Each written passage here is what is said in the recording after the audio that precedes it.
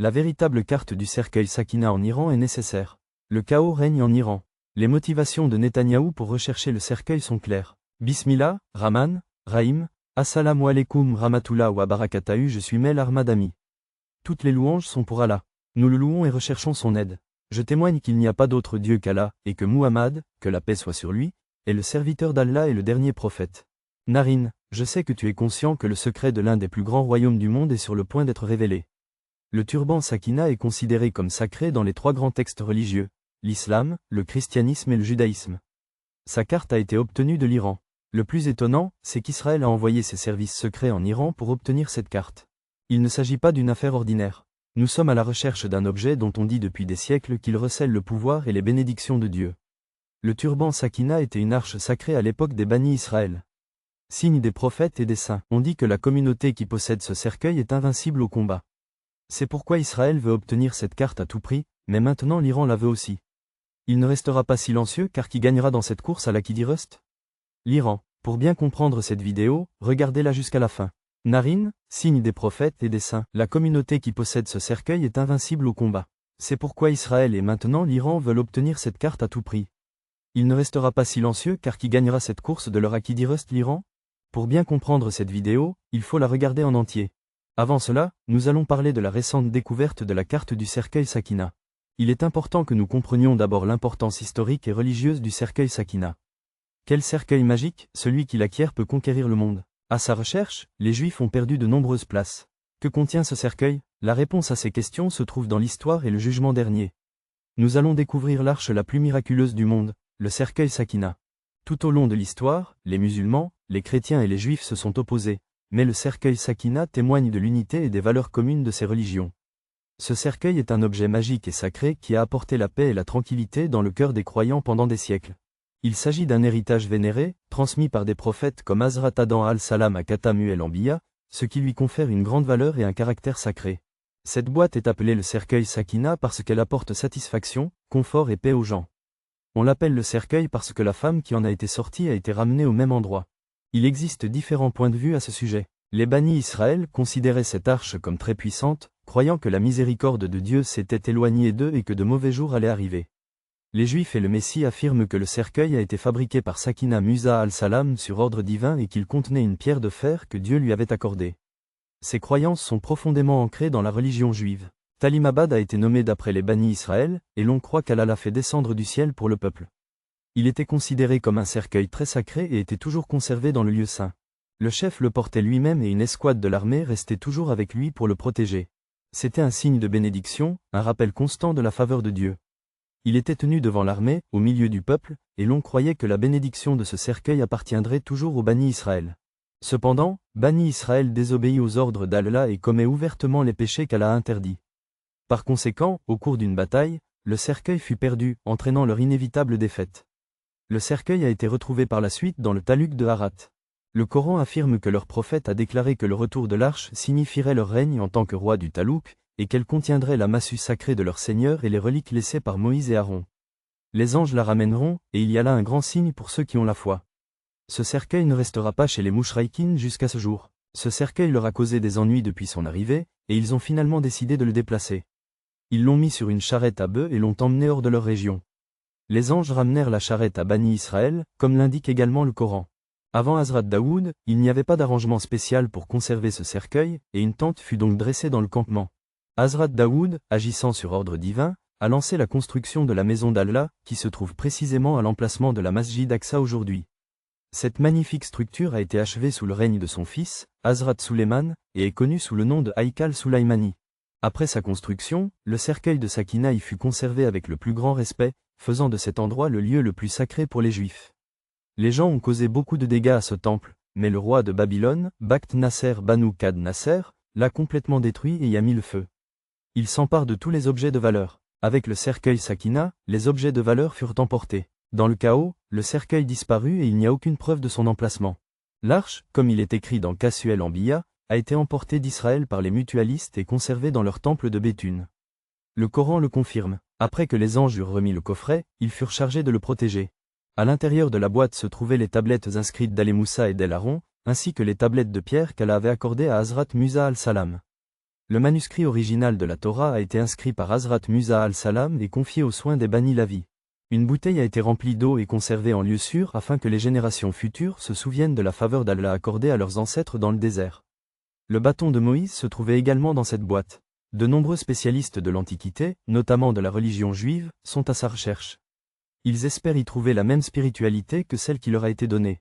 Bien que sa localisation actuelle reste inconnue, les spéculations vont bon train, notamment sur le fait qu'elle aurait été emportée en Afrique. Ron White, un expert renommé en études islamiques, affirme qu'il se trouve dans l'Eastern Bag. Certains prétendent qu'il faut s'efforcer de le retrouver en Angleterre. Malgré ses efforts, il reste insaisissable. Un vieil homme dit qu'il se trouve à Gourbani, près de la tribu Kaisra. Gourbani se trouve à Oza Sharif, un tehsil du fort de Dera Ghazi Khan au Pakistan. Nous obtiendrons les détails du cercueil de Sakina dans le Coran Pak. Les Bani Israël leur apportèrent une boîte et des bénédictions furent répandues sur eux. Musa al-Salam et les Bani Israël avaient l'habitude d'emporter cette boîte dans la bataille. Allah Ta'ala leur donnait la victoire grâce à ces bénédictions. Lorsque les Balous l'emportèrent sur les Bani Israël, Allah prit également cette boîte. Lorsqu'Allah approuva la livraison de la boîte, une autre calamité se produisit et la ville devint déserte. Furieux, il la chargea sur 2 bœufs et les fit partir. L'ange conduisit les bœufs vers le Tout-Puissant. Bani Israël atteignit la porte de la rivière et, en voyant ce signe, ils crurent en la royauté de Taluki et attaquèrent Talin Eulud. Le temps était extrêmement chaud. D'après la sourate S, les savants affirment que la construction de Baytul Maqam a été lancée par Hazrat Daoud al-Salam, suivi par Hazrat Suleiman al-Salam, qui l'a achevée. Une partie de la construction restait à faire et fut confiée à Bina, connu pour sa nature rebelle et pour avoir travaillé dans la crainte de la colère de Hazrat Suleiman al-Salam. Lorsqu'il s'aperçut de la destruction, il quitta immédiatement le travail et poursuivit la construction. Hazrat Suleiman al-Salam ben Roubani s'en chargea. Lorsque l'heure de la mort arriva, il se prépara à mourir et entra dans son arche, qui était faite de verre transparent.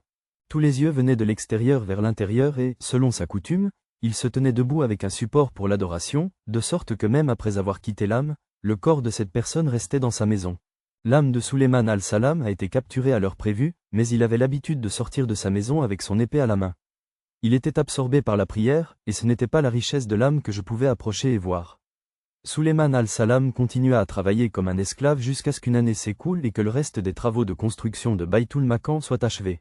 C'est alors qu'Allah Ta'ala appela l'insecte Devak en persan et termite en ourdou. Le Saint-Coran le fixe définitivement au mausolée à l'aide d'un cure-dent. Les termites avaient rongé le bois de l'intérieur, l'affaiblissant. Lorsque le support du cure-dent s'est brisé, Suleiman al-Salam est tombé. La nouvelle de sa mort est parvenue au Dinat. Le cercueil est mentionné dans le verset 248 de la sourate Baqara, et le prophète aurait dit que le royaume de Taluk sera marqué par un cercueil qui vous apportera le réconfort du Seigneur. Alé Moussa et Alem Aaron l'auraient déterré et on pense qu'il contient des restes humains. Les anges le porteront. C'est un signe pour les croyants. Ce verset béni indique clairement que l'arche était un signe de la nomination par Allah de l'arche en tant que roi du palais. Il s'agit d'une consolation d'Allah Ta'ala, qui englobe le reste des bénédictions de Moïse et d'Aaron. Le verset de la sourate Baqara ne donne pas de nom au cercueil, mais il indique qu'il contient la moitié de Sakina de ton Seigneur. Il s'agit d'une source de consolation et de réconfort, connue sous le nom de Mustamila. Ce verset contient la promesse de paix et de tranquillité pour le croyant. Le cercueil est donc connu sous le nom de Tabernacle Sakina. Il est également connu sous de nombreux autres noms. En anglais, il a été traduit par « The Ark of the Cave », l'arche de la caverne.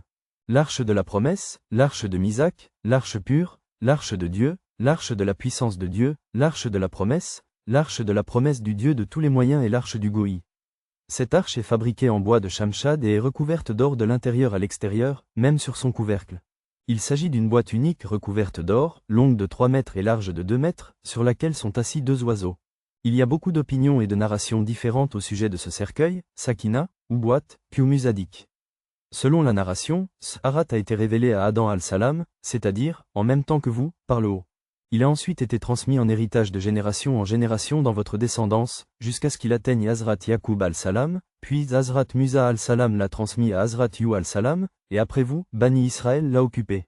Ce qui est remarquable, c'est qu'aucune preuve concrète ou écrite de la suspension de ce cercueil par Hazrat Isa al-Salam et Hazrat Mohammad Mustafa sallallahu alayhi wa sallam n'a été trouvée.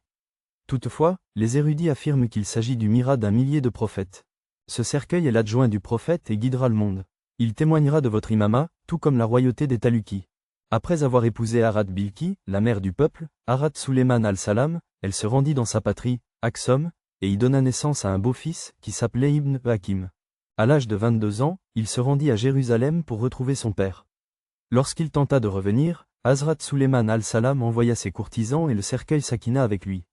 Après la mort de Hazrat Bilki, il devint roi. L'histoire le considère comme le premier des hommes. C'était un roi extrêmement large d'esprit. Il étendit son royaume et resta le gardien du cercueil Sakina pendant 2000 ans. Ibn Abbas Hadith croit fermement que ce cercueil est la même boîte dans laquelle la mère de Hazrat Musa al-Salam l'avait gardé et remis à la rivière. Lorsqu'il fut sorti et présenté à la cour, Harat Asiya Neta l'adopta et le cercueil fut emmené dans la maison de Pharaon. Plus tard, lorsque l'arche est tombée entre les mains des bannis Israël, un homme respecté et loyal lui a dit cela dans la dernière phase de sa vie. Lorsque l'arche a été remise à Harat Yush al-Salam, son caractère sacré s'est encore accru aux yeux des bannis Israël. Cette arche contenait les 10 grandes choses qu'Alapak avait détruites. On dit que Dieu parlait à Moïse depuis les 2 cubes construits sur l'arche d'alliance. L'arche et le temple de Souleymanie sont les fondements de la force et de la beauté des bannis Israël. La description du cercueil Sakina que l'on trouve souvent dans les récits est telle que Hazrat Sayyidna Adam al-Salam a reçu ses cadeaux de sa mère. Lorsque la boîte fut trouvée, elle contenait des photos de tous les prophètes et de leur demeure. La photo de Siadu el-Anbiya Hazrat Mohammad Mustafa sallallahu alayhi wa sallam et de sa maison sainte était dans une pierre précieuse rouge. Sur cette image, vous, sallallahu alayhi wa sallam, étiez en état de prière, tandis que les sahaba, compagnons, d'Alayhi Riwan étaient présents autour de vous. Ces images sont naturelles et non fabriquées par l'homme. C'est alors que Siedna Musa alayhi salatu wa salam a trouvé cette boîte. Si vous l'obtenez, vous devriez commencer à y conserver vos biens les plus précieux. La boîte contenait également des fragments de tablettes de la Torah, un bâton, la robe de Siedna Musa al-Salatu wa salam, l'imama de Siedna Harun al-Salatu wa salam et le bâton de Siedna Suleiman. L'anneau d'al-Salatu wa salam et le vase jeté sur Bani Israël étaient également présents. Hazrat Sayyidna Musa al-Salatu wa salam a gardé l'arche devant lui pendant le Rashtrapati Bhavan. Cela apporta un grand réconfort aux Bani Israël. Lorsque les Bani Israël étaient confrontés à des difficultés, ils gardaient l'arche devant eux et priaient. Ils gagnaient toutes les batailles grâce aux bénédictions de l'arche. En cas de litige, l'arche servait d'arbitre ultime et les bénédictions du canon étaient indiscutables. Les Israéliens ont également utilisé le cercueil de Sakina comme sanctuaire. Selon les livres d'histoire, Hazrat Daoud al-Salam décida de construire un bâtiment solide pour protéger le chef Sakina. Ce bâtiment fut achevé à l'époque de Hazrat Suleiman al-Salam et nommé Haïkal Sulaymani. Lorsque les Bani Israël ont désobéi à Allah, une grande armée de la communauté d'Amalika a attaqué et détruit leurs installations, capturant l'arche unique. Par la suite, la communauté d'Amalika a fait preuve d'un manque de respect flagrant en entreposant l'arche dans un endroit insalubre. Cela a conduit à une maladie généralisée et à la destruction de 5 de leurs villages. Ils étaient convaincus que c'était le résultat d'un manque de respect envers l'arche sainte. Ils chargèrent l'arche sur un char à bœufs et se dirigèrent vers les villages des Bani Israël. À son arrivée, l'arche fut méticuleusement guidée par des anges sous la supervision directe du prophète Hazrat Siedna Shumal al-Salatu wa salam.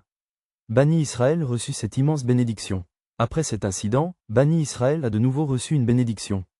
Haïkal Souleymani fut ensuite reconstruit par Roméo, qui l'attaqua et le prit de nouveau pour cible. Certains chroniqueurs affirment que les Ahl-Babal l'ont emmené avec eux, tandis que d'autres prétendent qu'il a été emporté dans les cieux. À l'approche du jugement dernier, on dit que Hazrat Siedna Imam Mahdi arrivera et sortira l'arche d'une pierre célèbre nommée Tibia en Palestine. Selon l'appel, il la sortira d'une grotte dans la ville d'Anta en Turquie. Hazrat Umar rit lorsqu'Allah a conquis cette terre, Roméo a prié pour la distance de la rivière. Masjid de Aqsa a été construite. Les Juifs affirment que la maison est Masjid de Aqsa, où sa mère a été enterrée. Les musulmans considèrent cette maison comme sacrée et les Juifs croient qu'après la démolition de la mosquée, le temple de Salomon sera reconstruit. Ils croient également qu'une porte située dans l'un des murs intérieurs du temple est la voie du retour de leur roi avant le jugement dernier. Ils croient que lorsque leur roi sortira de cette porte, tous ces rois seront tués. La tradition musulmane affirme que le roi des Juifs est Dal. La Bible, quant à elle, mentionne le nom de Hazrat Yusuf al-Salam et raconte qu'il y avait des os et des vêtements de lame que Hazrat Moïse avait apportés avec lui d'Égypte. Kassel Ambiya indique également que les femmes israélites appartenant à cette tribu descendent de Hazrat Ibrahim. Le frère de Hazrat Ismaïl, Hazrat Aïkiou, a construit un lieu de culte à Baytul Makad, mais Hazrat Ismaïl al-Salam a posé les fondations de la Kaaba. Les descendants de Hazrat Aïkiou, en particulier Hazrat Jacob, fils de Hazrat Aïkiou, conservèrent le titre d'Israël et fondèrent leur famille. Les Canaeumodes choisirent la Palestine et Baytul Makan comme patrie, tandis que les enfants de Hazrat Ismaïl choisirent la Kaaba comme patrie. Art Youssouf était le fils de Hazrat Yacoub. Art Youssouf trahit ses frères et fut jeté dans un puits et vendu comme esclave en Égypte. Art Youssouf devint ensuite le guerrier de Pharaon en Égypte, connu sous le nom de gouverneur d'Égypte. Lorsqu'Hazrat Yusuf al-Salam est devenu gouverneur d'Égypte, il a conduit sa communauté, les Bani Israël, en Égypte depuis leur terre ancestrale, la Palestine. Par la suite, Pharaon les a réduits en esclavage et a commencé à profiter d'eux. Art Musa al-Salam a libéré les Bani Israël de la captivité de Pharaon et les a ramenés sur leur terre ancestrale, Baïtul Maqan, également connue sous le nom de Palestine. Cependant, Bani Israël allait bientôt devenir la proie d'une autre communauté, et la Palestine fut capturée. Art Daoud al-Salam est né dans la région du Sinaï.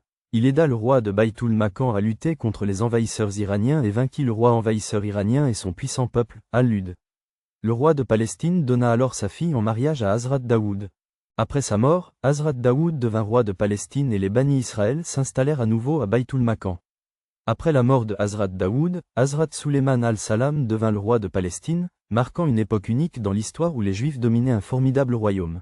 Cependant, cette période a également vu l'apparition d'idoles dans la Kaaba et la destruction des réserves alimentaires, une période d'incrédulité pour les enfants de Hazrat Ismaïl.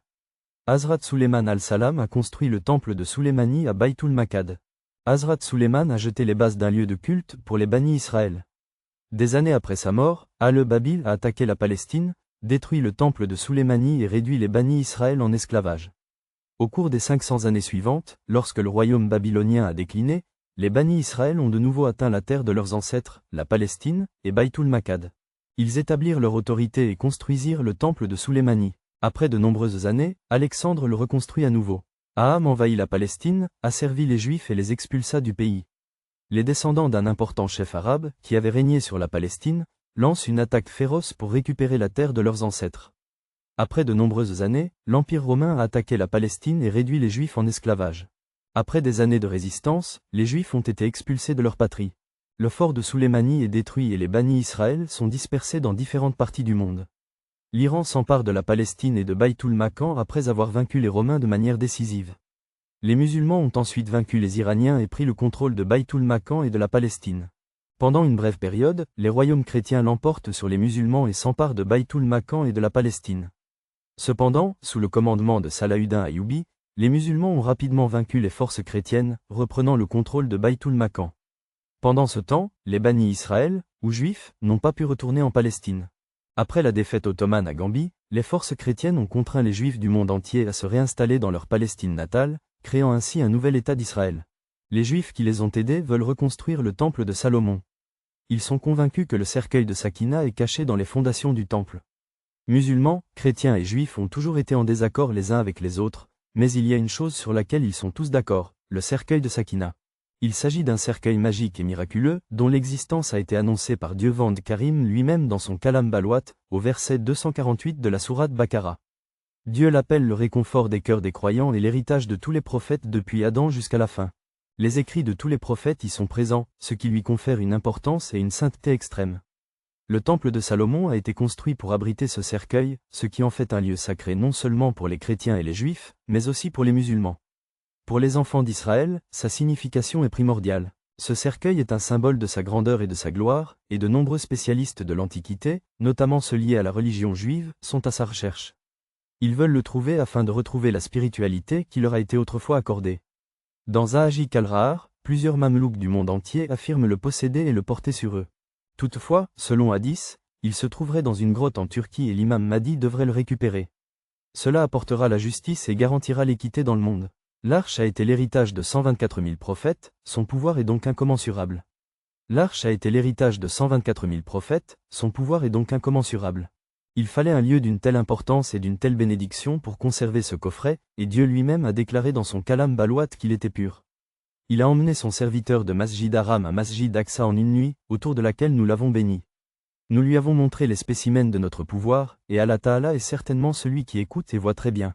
L'emplacement du cercueil reste incertain et des experts comme Assahar Kadima et Mehakin ont des opinions et des théories contradictoires. Certains affirment qu'après l'attaque de Bakht Nasser, le cercueil a été emmené en Afrique. Il a été emmené en Palestine et conservé dans un tombeau en Éthiopie. Il existe toujours, mais selon une théorie, il est enterré quelque part dans le palais de Suleiman al-Salam. Elle est également perdue en Palestine, et les Juifs la recherchent depuis longtemps. Des efforts sont en cours pour localiser les fondations de ce palais. Ces Haïkal Souleymani présentent des preuves convaincantes émanant d'éminents érudits musulmans, selon lesquels le cercueil est entre les mains des soufis et leur a été transmis au fil des siècles. En revanche, le point de vue Aledchi soutient que l'arche est restée avec les Al-Bayt pendant un certain temps avant d'être confiée à l'imam Mahdi al-Salam. Le virus l'a confirmé. À l'approche du jugement dernier, vous l'emporterez avec vous et remporterez la victoire sur tous les Juifs grâce à ce cercueil. L'histoire du cercueil Sakina n'est que spéculation. Allah Tabark Ta'ala est le seul à savoir où se trouve l'arche, et il sera révélé le 3e jour au sujet du cercueil Sakina dans le monde. Ce cercueil détient la clé d'une nouvelle ère pour notre communauté. Les paroles des femmes seront gardées en sécurité dans le cercueil de Sakina, un sanctuaire pour les miracles et les signes. Pendant des siècles, ce cercueil a été une source de pouvoir spirituel, ce qui témoigne de son importance. Aujourd'hui encore, il demeure une source d'intérêt et de mystère pour les experts spirituels du monde entier. Les événements récents n'ont fait qu'accentuer l'intrigue autour de ce cercueil. Selon les nouvelles, une carte a été trouvée lors des récentes fouilles en Iran qui montre peut-être le trou du cercueil Sakina. Cette découverte bouleverse le monde de l'histoire et de la spiritualité. Le lien de la carte avec les civilisations anciennes et ses symboles cachés pointe indubitablement vers le cercueil de Sakina. Lorsque la nouvelle est parvenue en Israël, elle a été immédiatement reconnue comme factuelle. Le cercueil revêt une importance religieuse considérable pour Israël, mais il est également crucial pour ses intérêts militaires et politiques. Ce cercueil n'est pas seulement un symbole de l'histoire des Bani Israël et de leur signification religieuse, mais il est aussi un symbole de la signification religieuse d'Israël. Ils sont une partie de l'océan et un symbole puissant de la rivière qui les ramène à l'océan. Les femmes jouent un rôle inattendu dans les livres saints israéliens. Nous, musulmans, connaissons le Messie sous le nom de Dal. Lorsqu'il amènera son ange dans le monde, ce cercueil l'accompagnera. Il utilisera ce cercueil pour attirer les gens vers lui, créer la foi et le pouvoir dans leur cœur et rendre la communauté juive invincible. Les pouvoirs cachés dans le cercueil aideront les disciples du Messie à conquérir le monde et à détruire leurs ennemis. C'est pourquoi Israël est à la recherche du cercueil. Ils sont convaincus que ce cercueil leur permettra de surmonter tous les défis militaires ou politiques qui se dresseront sur leur route. Les agences de renseignement et les gourous sacrés sont engagés dans cette recherche dans un silence total, car ils savent que si ce cercueil tombe entre leurs mains, la puissance d'Israël atteindra un nouveau sommet. De son côté, l'Iran considère également le cercueil avec une attitude particulière. L'histoire de la recherche du cercueil sera racontée pour l'Iran. Bien qu'il n'ait aucune signification religieuse, son caractère profondément mystique a suscité une ferveur mondiale, captivant les femmes du monde entier. La course entre l'Iran et Israël pour le tabout de Sakina sera un moment décisif, qui remodèlera l'identité de la nation. Israël et l'Iran, déjà en désaccord sur le plan politique et religieux, sont désormais engagés dans une bataille féroce pour le cercueil. Si la carte de tabout de Sakina s'avère exacte et que son emplacement est révélé, cela intensifiera les tensions entre Mumma Kedar et pourrait attirer l'attention d'autres puissances mondiales sur la question. La recherche du cercueil de Sakina profitera à l'Amérique, à la Russie et à d'autres puissances mondiales. L'Amérique est un fervent partisan d'Israël et soutiendra sans aucun doute Israël dans cette tension, renforçant ainsi son emprise sur l'Orient. La Russie est un proche allié de l'Iran. L'Iran a ainsi l'occasion de renforcer sa position politique à l'Est, et les implications vont au-delà de l'Iran et d'Israël. Il est clair que d'autres pays se joindront à cette course. Pour tout pays, acquérir le pouvoir du Coffin Sakina serait un grand succès. C'est pourquoi la recherche du Coffin Sakina est devenue un enjeu mondial. La recherche du Coffin Sakina est une question sacrée et historique. La politique et la religion à l'échelle mondiale peuvent entraîner des changements considérables. Il ne s'agit pas d'un aliment ordinaire, mais d'un symbole d'une telle puissance qu'il est présent dans le cœur des hommes depuis des siècles. Il a été le symbole des démons et de la terreur. Israël et l'Iran sont les propriétaires de cette arche sacrée, mais les raisons pour lesquelles ils la revendiquent sont différentes. L'importance d'Israël tient à sa riche histoire et à ses prouesses militaires, tandis que l'Iran considère le cercueil comme un symbole de l'arrivée de l'imam Mahdi.